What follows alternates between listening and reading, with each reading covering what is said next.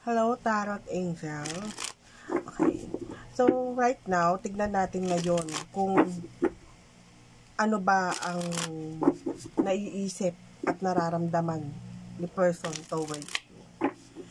Ano ang nilalaman at isip at nararamdaman na itong tao na to ngayon towards you. So, take only what resonate.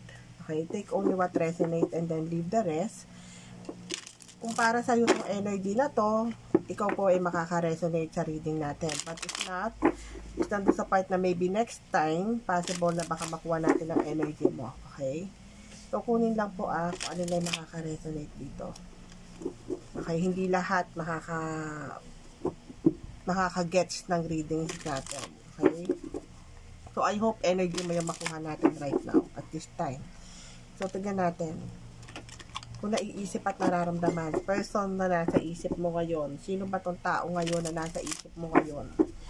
Na tumatakbo sa isip mo ngayon tao na to, sino ba ito ngayon, no?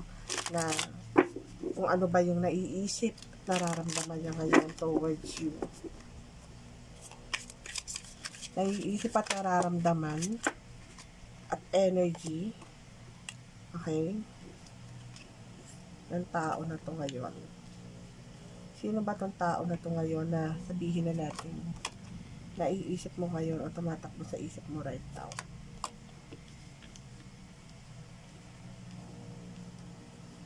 Thoughts and feelings, no, towards you. Okay. So, I think itong person mo na to ngayon, ramdam mo na parang merong ginagawang pagpapairal ng pride at ego sa situation, okay? Pwedeng itong tao na to ngayon, possible, no, is, I don't know, baka pwedeng nagkaroon kayo ng tampuhan na itong tao na to or maybe nagkaroon kayo ng some situation na naganap right now na pwedeng nagkaroon ng matinding away, gulo, or maybe a conflict situation. At the same time, pwedeng ito parang LDR yung relationship, na malayo kayo or maybe nagkaroon ng distansya sa isa't isa. So, probably with the Emperor, sabihin na natin itong tao na to ngayon, is nagpapairal ng pride at ego sa sitwasyon. At the same time, although siguro ikaw ito ngayon, itong person mo na to ngayon, is pwedeng ikaw yung naiisip niya ngayon. Okay? May mga oras na itong tao na nagpapairal ng pride at ego na to, siya naman ding kumbaga naiisip at naaalala ka pa rin, no? Namimiss ka rin niya. Kahit ba sabihin na nating merong harang or maybe a blockages sa pagitan nyo ng person mo. At the same time, nakikita ko rin dito, no, with the 5 of Pentacles, pwedeng nagkaroon talaga ng matinding tampuhan sa inyo. So, probably, baka pwedeng ikaw yung merong ginagawang pag-i-ignore ngayon mula rito sa tao na to. Okay? Siguro, baka sinusubukan niya. Kahit ba sabihin na natin merong pride na pinapairal itong person mo na to.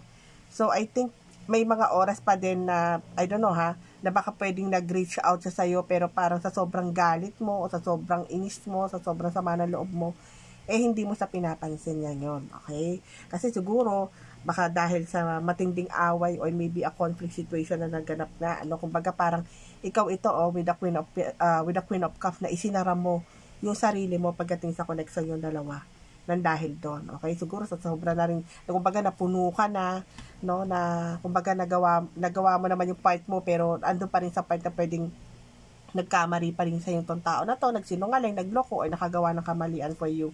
At the same time, pwedeng kayong dalawa ng person mo, isang LDR, or maybe malayo sa isa't isa, no? And then, yun nga, isang reason din yan kung bakit siguro nagkaroon ng matinding away, gulo, baka dahil nga siguro nagkaroon may nabalitaan ka, possible, dito sa tao na to, na sabihin na nating nagkaroon ng another choice, no?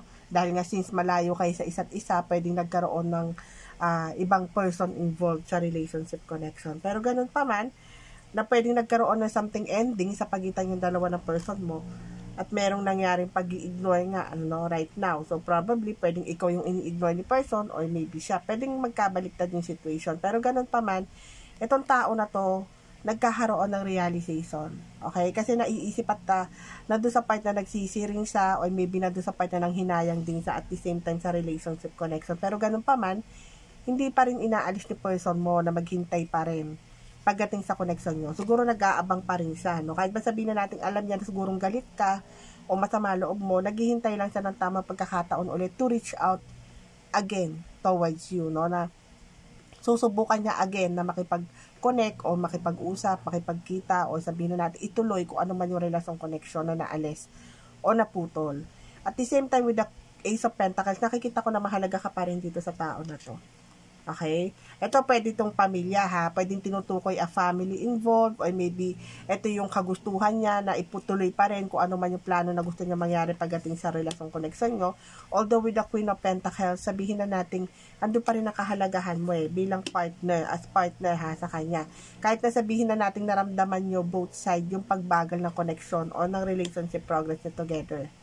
Okay? Kaya siguro nagawa din siguro ni person at the same time na sabihin na natin maputol yung connection nyo o mas pinili niyang maputol yung connection kasi nga dahil dun sa other person involved. Siguro, kung sino man yung other person na naging kakonect niya, dun niya siguro nakita yung sabihin na natin hinahanap-hanap niya o doon siguro malayo nga kayo sa isa't isa, no? Pero ganun pa man, kahit na naputol ang relationship connection nyo together na person mo, nakikita ko pa rin dito, no, with the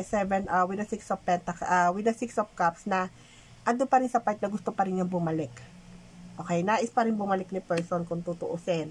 Ando pa rin yung hangad niya na ipagpatuloy kung ano man yung relationship connection nyo together na person mo. Kumbaga, new beginning para sa inyong dalawa. Kahit ba sabihin na nating may nangyaring tukso mula sa iba, no? Pero nakikita ko kasi dito, mahal ka pa rin niya with the Lovers and the Two of Cups. Okay? Andun pa rin yung feelings, andun pa rin yung love.